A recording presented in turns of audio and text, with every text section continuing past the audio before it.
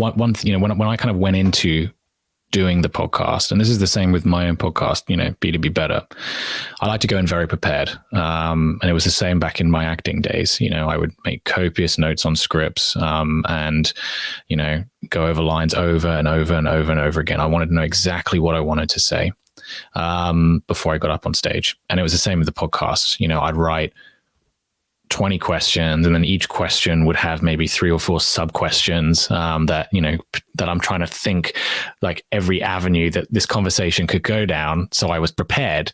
And what I ended up finding was that actually having a guideline of what you want to talk about is incredibly important, but you've just got to let the conversation flow. And that's what it's got to be. It's got the best podcasts, in my opinion, are the ones that are more conversational.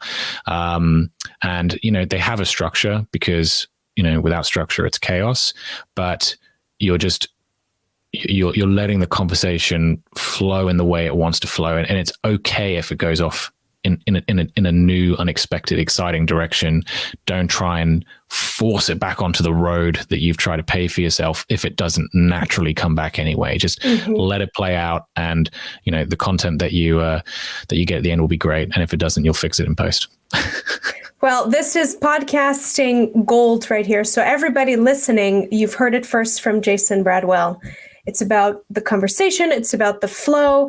And really, at the end of the day, what you're saying is don't over prepare, right? Be prepared, but don't be over prepared. Let your guests do the talking. And I'm saying this as I'm doing the talking here, but I wanted to reiterate that great point.